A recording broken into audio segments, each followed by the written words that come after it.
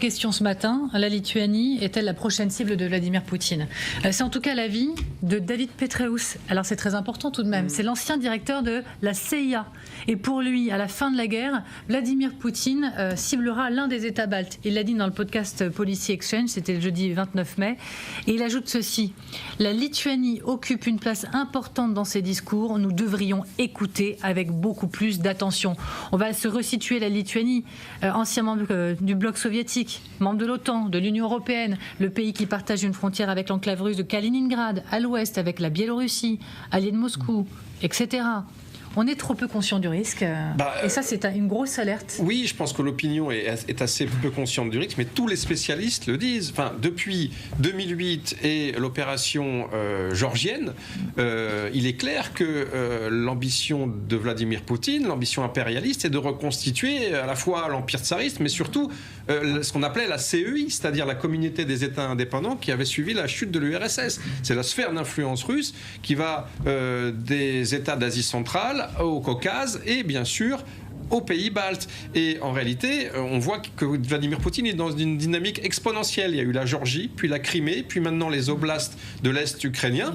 Et les sanctions, l'économie de guerre, la dynamique politique de la guerre fait qu'il ne va à l'évidence pas s'arrêter. Donc oui, et d'ailleurs, ce qui s'est passé en Pologne est aussi, sur le plan électoral, est aussi la victoire du nationaliste, est aussi dimanche, est aussi une façon de montrer que finalement, dans les pays voisins, on s'inquiète de façon extrêmement importante. Et dans les pays baltes, je pense qu'on peut considérer que c'est une cible. Il ne faut pas se leurrer. Maintenant, je crois que les Occidentaux l'ont appris à leur dépens avec ce qui s'est passé en Ukraine. Vladimir Poutine ne s'arrêtera pas, ou il ne s'arrêtera que s'il est arrêté.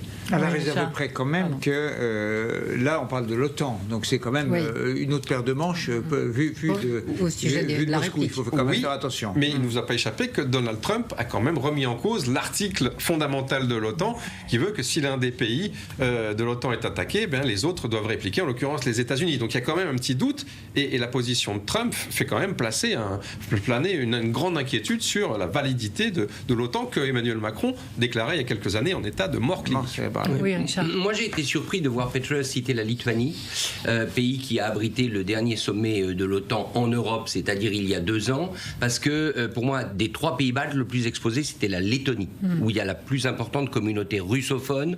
Or, on sait que c'est là-dessus qu'en général Poutine s'appuie pour justifier sa politique expansionniste. Alors, pourquoi la Lituanie? À mon avis, pour 2 raisons. D'abord parce que c'est géographiquement le plus important, sans doute parce qu'ils ont aussi, il faut bien le dire, un bon lobbying à Washington. Ils ont de bons relais et Petraeus en fait sans doute partie. Mais l'équation qui nous intéresse, c'est l'équation des pays baltes. D'un autre côté, il ne faut pas s'étonner qu'aujourd'hui, encore plus qu'avant, Poutine montre les dents vers les pays baltes parce qu'il est face à un front autant au nord qui n'était, avant, rappelons-le, la Finlande et la Suède n'étaient pas membres de l'OTAN, il y avait 2 pays neutres. Maintenant, c'est toute cette région qui va jusqu'à la Baltique qui est sous domination OTAN, donc il cherche des failles, Poutine cherche des failles, bien évidemment, et dès qu'il en trouvera une, et c'est ça le sujet, il essaiera d'en profiter. Je me permets d'intervenir parce que le ministre des Affaires étrangères de la Lituanie était notre invité sur LCI, regardez.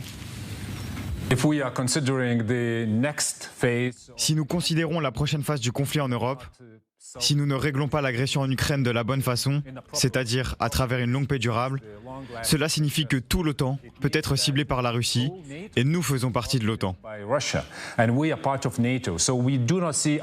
Je ne vois pas mon pays comme cette partie séparée et vulnérable de l'Europe. Je nous vois comme un groupe de pays, une alliance qui peut être la cible de la Russie. Si la Lituanie est la prochaine cible de la Russie, nous sommes la prochaine cible de la Russie. Je ne pense pas qu'on puisse en tirer une conclusion aussi rapide. Mais déjà, avant la Lituanie... Nous, je parle de l'OTAN. Oui. Moi, je pense que de toute façon, Poutine a déjà beaucoup de mal quand même à s'emparer de l'Ukraine. Ça fait quand même là des années que ça dure. On vient de parler de ce qui s'est passé sur les bombardiers sur le pont de Crimée. Je pense que Poutine va se focaliser quand même sur l'Ukraine, même s'il progresse un peu à l'est du pays. C'est quand même un conflit qui est enlisé. Donc, je ne le vois pas pour le moment, en tout cas, continuer à essayer de s'emparer d'autres territoire. Non, pour le moment. C'est vrai qu'en plus, pour le moment, c'est exactement ce que dit le ministre des Affaires étrangères, c'est-à-dire ça dépend des conditions de paix, mais bon, franchement, la paix, vous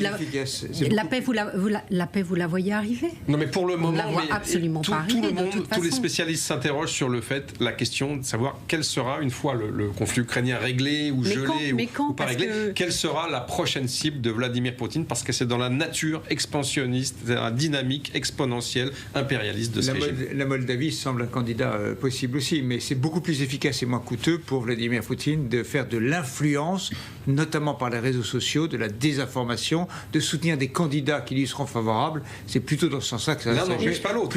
L'un n'empêche pas l'autre, mais à court terme, il n'est pas à Kiev. Il n'est pas arrivé à Kiev non plus. Comment on réagit face à ça? Parce que l'ancien directeur de la CIA, il dit qu'il faut convaincre les Russes dès aujourd'hui qu'ils ne peuvent pas aller plus loin. D'accord, mais ça, le message, il s'adresse à Donald Trump. Et de ce point de vue, diplomatiquement parlant, c'est très habile ce qui est en train de se passer à propos de la Lituanie. Si vous voulez convaincre Trump de ne pas lâcher l'OTAN, vous dites l'OTAN est menacée et des pays sont menacés. Et notamment des petits pays qui, en plus, sont des pays qui ont des très bons relais à Washington, je le répète. Donc, qu'est-ce qu'il faut faire? Il faut tout simplement montrer à la Russie qu'on est prêt à adopter les sanctions. C'est des sanctions qui font très mal. Je rappelle ce texte soutenu par 2 sénateurs américains, Blumenthal et Graham, donc un démocrate, un républicain, qui ont le soutien d'à peu près 80 sénateurs américains. C'est des sanctions secondaires qui frapperaient tous les pays ou entités qui commercent avec la Russie et qui lui permettent de contourner l'embargo. Pour les pays, ce serait une hausse de 500% des tarifs douaniers.